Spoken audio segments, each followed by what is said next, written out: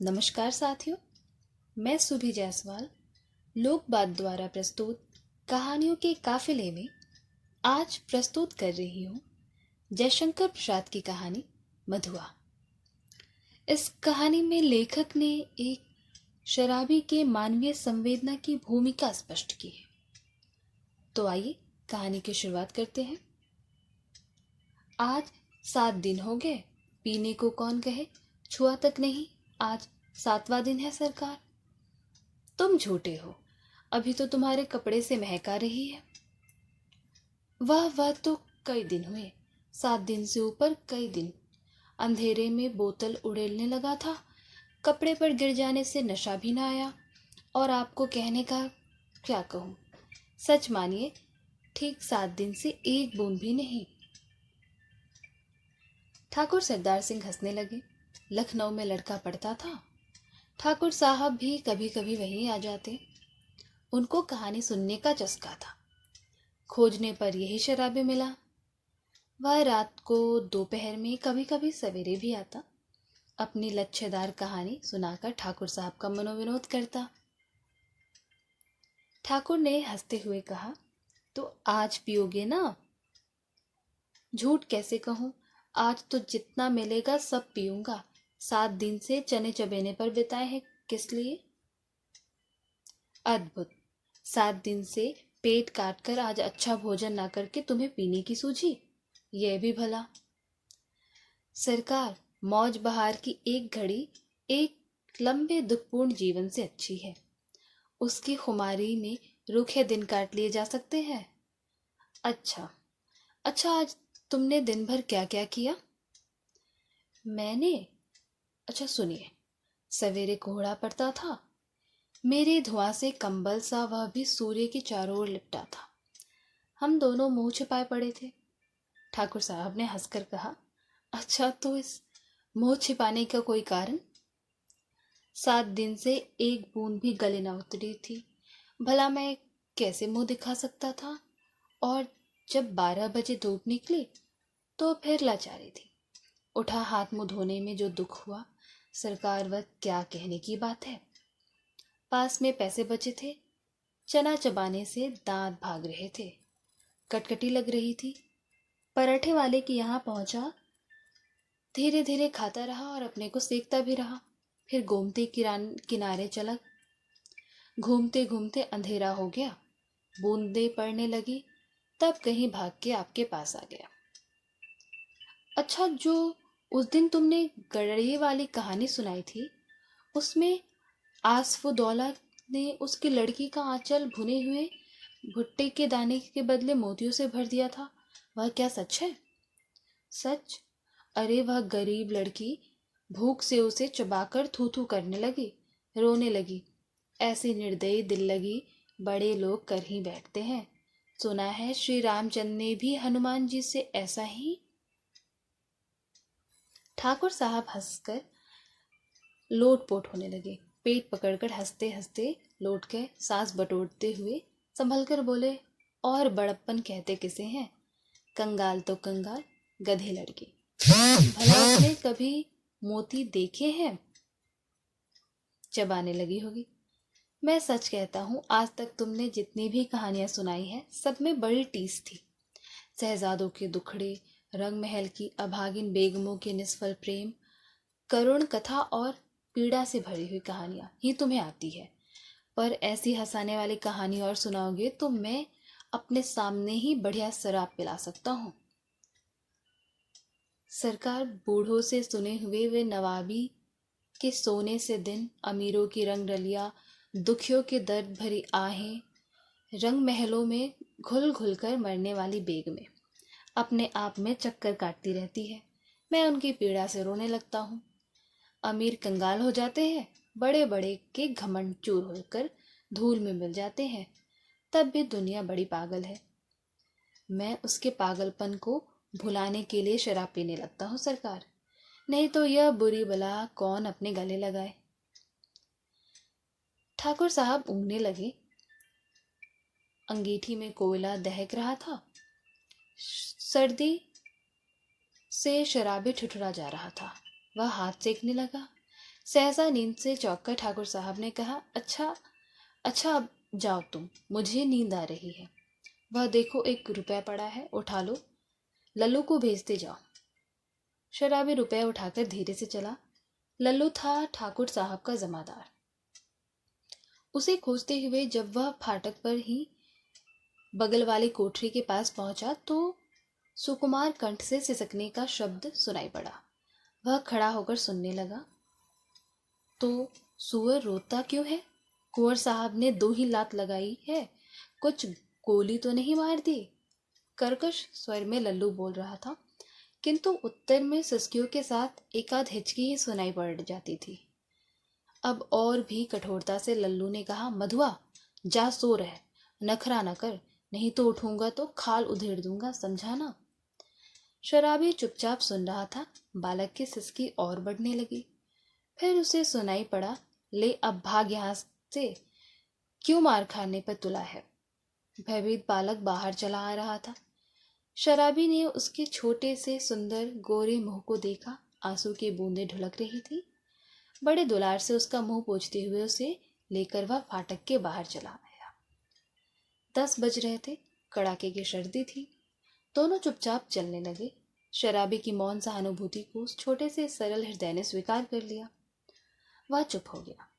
अभी वह एक तंग गली पर रुका ही था कि बालक के फिर से सिसकने की उसे आहट लगी। वह झिड़क कर बोल उठा, अब क्या रोता है रे छोकरे? मैंने दिन भर से कुछ नहीं खाया। कुछ खाया नहीं? इतने बड़े अमीर के यहाँ रहता है और दिन भर तुझे खाने को नहीं मिला? यही कहने तो मैं गया था जमादार के पास। मार तो रोज ही खाता हूँ, आज तो खाना ही नहीं मिला।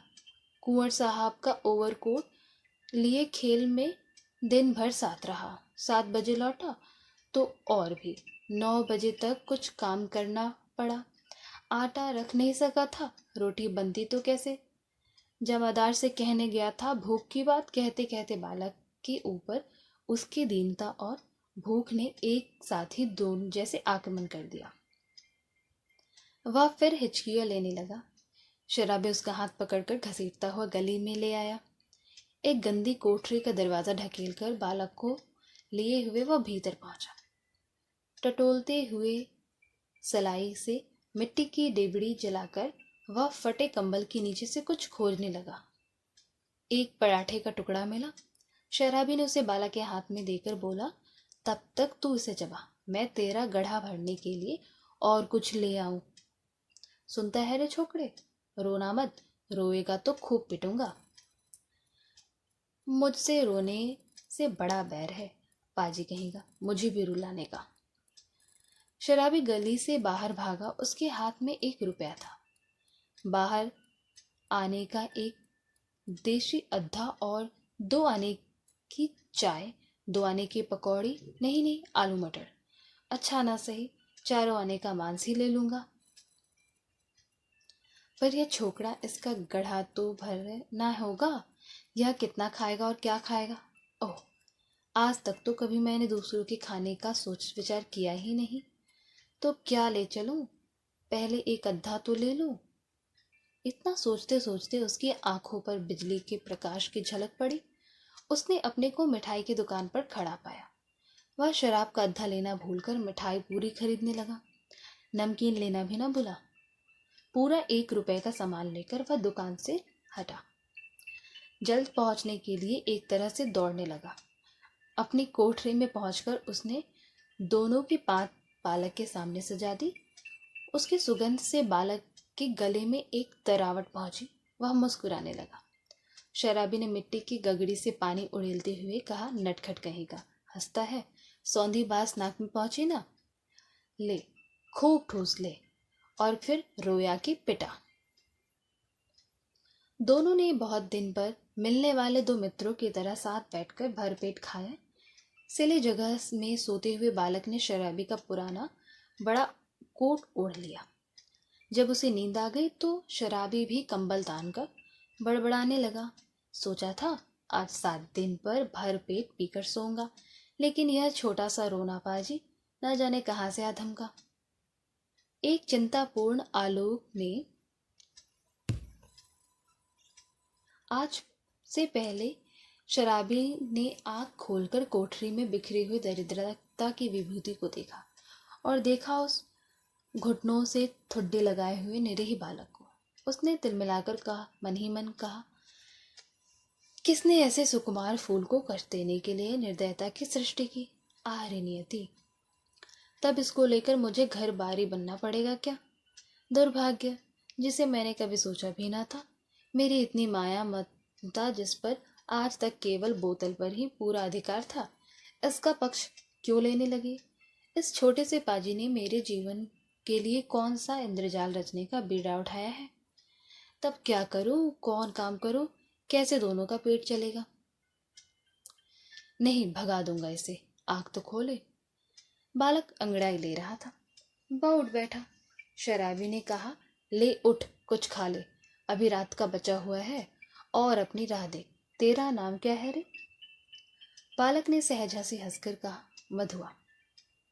भला हाथ मुंह भी ना धो खाने लगो, और जाऊंगा कहाँ? आह, कहाँ बताऊं उसे कि चला जाए, कह दूं कि भाड़ में जा?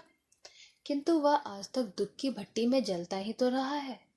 तो वह चुपचाप घर से झल्लाकर सोचता हुआ निकला, ले पाजी, अब यहाँ लौटूंगा ही नहीं, तू ही इस कोठरी में रह।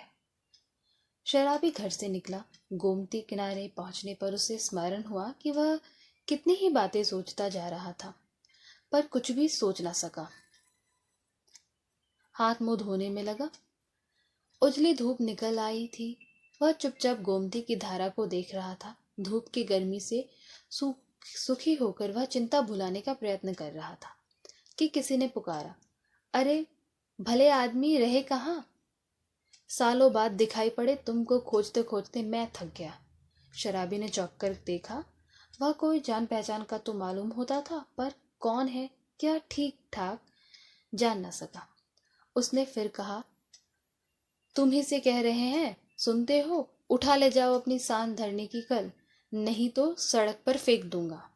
एक ही तो कोठरी है जिसका मैं 2 रुपए किराया देता हूँ, उसमें क्या मुझे अपना कुछ रखने के लिए नहीं है? ओहो राम जी, तुम हो भाई, मैं भूल गया था। लो चलो, आज ही उसे उठा लाता हूँ। कहते हुए शराबी ने सोचा, अच्छी रही, उसी को बेचकर कुछ दिनों तक काम चलेगा। गोमती नहाकर रामजी पास ही उसके घर पर पहुंचा। शराबी की कल देते हुए उसने कहा, ले जाओ, किसी तरह मेरा इससे पिंड छूटे। बहुत दिनों पर आज उसको कल ढोना पड़ा। किसी तरह अपनी कोठरी में पहुंचकर उसने देखा कि बालक बैठा है। बड़बड़ाते हुए उसने पूछा, क्यों रे, तूने कुछ खा लिया कि नहीं? भर पेट खा चुका हूँ, और वह देखो तुम्हारे लिए भी रख दिया है, कहकर उसने अपनी स्वाभाविक मधुर हंसी से उस रूखी कोठरी को तर कर दिया। शराबी एक क्षण चुप रहा, फिर चुपचाप जलपान करने लगा। मन ही मन सोच रहा था, यह भाग्य का संकेत नहीं तो और क्या है। चलो फिर सान देने का काम चलता करूं, दोनों का पेट भरेगा। वही पुराना चरखा फिर सिर पड़ा।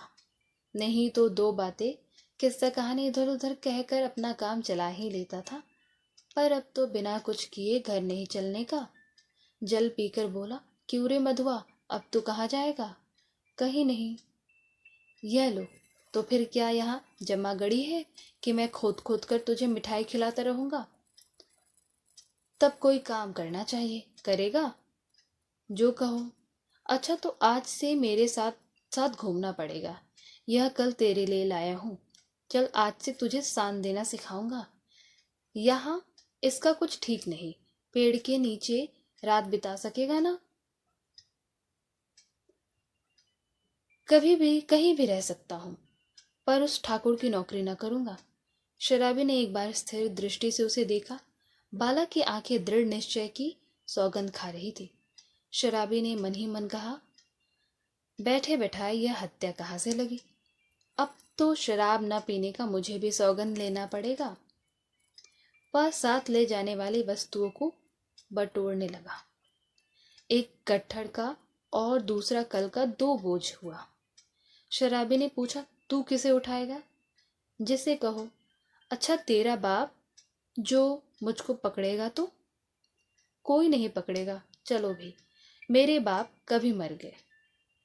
शराबी आश्चर्य से उसका मुंह देखता हुआ कल उठाकर खड़ा हो गया। बालक ने गठरी ला दी। दोनों कोठरी छोड़कर चल पड़े और कहानी यहीं समाप्त होती है। कहानी आपको कैसी लगी? अपनी प्रतिक्रिया अवश्य दें। धन्यवाद।